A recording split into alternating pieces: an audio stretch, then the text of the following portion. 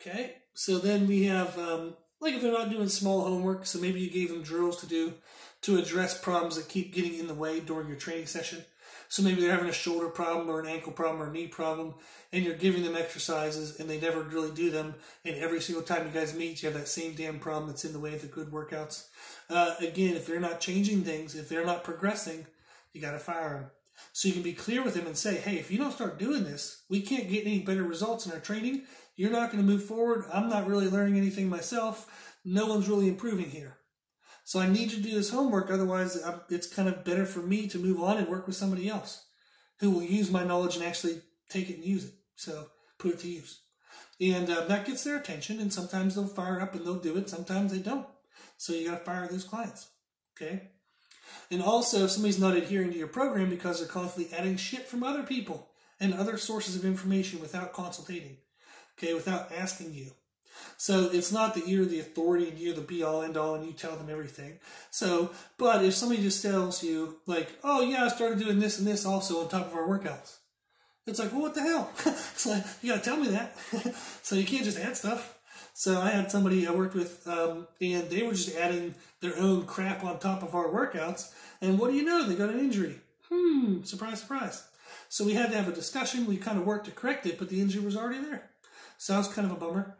And then I had another person who, oh dear God, they were a pain in the ass. They talked a good game on everything they wanted to accomplish, but they bounced around from everything to everything to everything. So they said they were following my nutrition plan, but no, they weren't. I could see it in the body. I could see it in the results. I could see it in their strength levels and their way they had energy throughout the system. Then I find out that, well, yeah, I modified it a little bit. Like, I know you wanted me to have food this way and this way and this way, but I read this and it told me to do it this way, so I tried that way for a week or two. It's like, well, you don't get to do that. Like, you got to talk to me, because there might be reasons why we don't do it that way. So if somebody just changes shit without asking you, you probably got to get rid of them as well. So because when they don't get the results that they expected, they will blame you. They can't blame the writer of an article. They can't blame some stranger who made a YouTube video. They're going to blame you. Okay? So you got to address that right away. Okay, we went a little long-winded here, so I'm going to go quicker through the last four. But if the person talks more than they work, you got to get rid of them. So I've had a client who came in and, I mean, they would talk to you for an hour about how fired up they were and all the results they wanted to get, while they should have actually been doing the work for the damn results.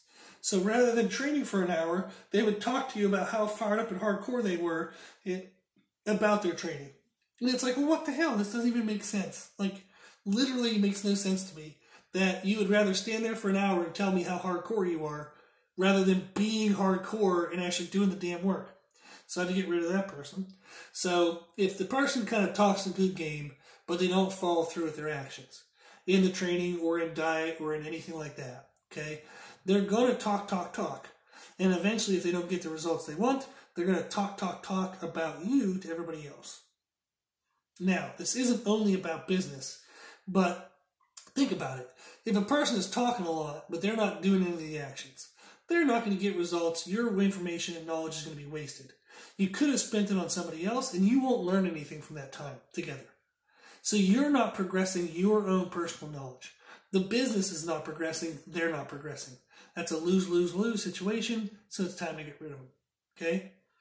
And then if your personalities don't match, so I've had people, like I said, who were Debbie Downers all the time. They were negative all the time. I have people who were insanely frustrating because just various reasons that I won't get into in this one because it's too long. But if there's just, if you see the person's name on your list and every single day that makes you just pissed off, or you're like, oh, that's going to be a horrible hour, I got to deal with them again, you know, for whatever reason, fire them. It's not worth it, okay? There's going to be other people. You can even like suggest other trainers they can go to. So you can still give them help, but just give them help through someone else, not you. But that's a big thing, okay? So if their mood and mindset negatively impacts yours, then it's time to move on. Also, if a person has poor character, don't associate yourself with that person. So I've had a client one time who didn't last long. It was actually one session. They came in and proceeded to tell me about all the girls that they had slept with, like in the last week or so, and it was not very polite language. So what do you know? Our schedules didn't work from there on out. So stuff like that doesn't work well. So don't associate yourself with poor character people. That'll negatively impact you personally, reputation-wise. It'll negatively impact your business, reputation-wise. And then also, if you're around poor character people, that's going to bring out poor character in you. So the people you surround yourself with all day will build you or break you. Don't spend time during your day with people that'll break you. Okay? If somebody's breaking you emotionally, mentally, character-wise, anything like that, cut them. Let them move on to somebody else. Somebody might be a better match for them, but don't let that negativity seep into your life. Okay? You can control that. You can find a full client list of good people. I've done it. And I know other trainers have done it. So it can be done. Okay? Another thing is don't get flirty and emotionally involved with your clients. So if you have a client who's kind of like inappropriate sexually, get rid of them. Now, jokingly, this is a joke, by the way, is some male trainers might be like, well, why the hell am I a trainer if I ain't going to get that? Well, you're in the wrong business, okay? Don't try to do that as a trainer. Don't try to pick up girls. So just be a good trainer and go get girls on your own time. But if you have somebody who kind of gets flirty, gets emotional, kind of gets attached, wants to date and stuff like that, it's going to be a train wreck, an absolute freaking train wreck. Because if you turn them down, they're going to get kind of resentful. It's not going to go well. If you go with it and you end up breaking up, it's not going to go well. If you go with it and maybe you end up getting married, you're the 1 in 1 billion people that might happen to. But in general, it's not a really good idea. Okay, so that might be a reason to get rid of a client or have them move on to a different trainer, is if things are getting kind of a little awkward. So now that's a touchy subject that I didn't think of until I started talking about. But that is something that is a red flag, and almost always it's not going to go well. So it's best to try to stay somewhat with friendly professional, friendly formal, if that makes sense, kind of relationship. Don't get too involved with people emotionally like that. So in a romantic way. Then the last thing is, if your client knows enough to move on, present that to them. So say, hey man, or woman, you're doing really awesome in our training. You seem to really know all this. Like, do you still want to train together? Do you still find benefit? I do think you can do this on your own if you'd like. And I word it like that, actually, and that's pretty much exactly how I say it.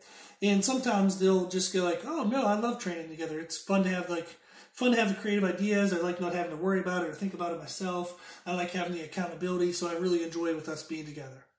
But at least you brought it to their attention that you're aware that you no longer, like, they're not dependent on you. So you should be educating them as you train them to get rid of, and that gets rid of dependency. You don't want clients to be with you because they think they need to, okay, long term. You want to educate your clients and then have them be with you because they want to. There's a big difference there. And that makes it more of a friendship. It makes a better relationship. So if you know a client can move on without you now, you've taught them what they needed to know, present that to them and congratulate them and give them an opportunity to see if they want to still continue. But again, that shows that you're more concerned with their progress and their happiness rather than money. And that's a good practice for you to kind of stay in the habit of, okay? Like we said, money is important, but that's not the motivator in life. So you will not get to the end of your life and, look back and see all the dollar bills you passed up. You're going to look back and see all the character flaws or good character things you did. You're going to see all the people. That's what you're going to care about the most at the end of your life. Okay? That's what means the most during life, is how do you interact and show love with the people that are in your life. That's what we want to do. Okay? That's the main focus of life. So hopefully this was helpful, gave you some interesting thoughts. So as a trainer, it's 100% appropriate for you to fire your clients. 100%. You do not have to be obligated to work with somebody if it doesn't fit your lifestyle, if it doesn't benefit your life as well. So as a trainer, you should get paid, sure, but you should be able to benefit and grow your knowledge during that session. You should see the person you're working with getting benefits healthy-wise, happiness-wise, and growing in their knowledge. So if their behaviors are preventing that, it's time to move on. Okay? So you need to protect your mindset. You need to protect your personal satisfaction and happiness with this job. If somebody gets in the way of that consistently, then you need to correct it, you need to address it. Because otherwise it'll lead to burnout, it'll lead to you doing less than your best in this job, which shouldn't be acceptable, okay? We should always want to give our best, and that means we've got to have some good people around us. So, first of all, be a good person yourself. Be a positive influence into the people's lives around you, and then you can start to see if they're a positive influence to your life, okay? So you can eventually find enough people who make you money, the money you need, okay? And also allow you to enjoy your job, and they enjoy you, and it's all kind of mutually beneficial, all happy, happy. Now, are there times when crap happens? Absolutely, but that should be out of the norm. That should not be a weekly occurrence. Cool. Okay, hopefully this information was helpful, and thank you guys for listening for this one. It's a long one. So if you like this information, you can find more from us on Instagram, Facebook, and Twitter at Brutal Iron Gym. Also, if you like the podcast, please share it with family and friends. Please, please, please. The more people we help, the happier the world will be. And if you have any questions, feedback, or suggestions, we'd love to hear from you. The podcast is for you, so we know what you want to learn about. And you can tell us at our email at brutaliron@gmail.com. As always, I hope this was helpful, and thank you for listening.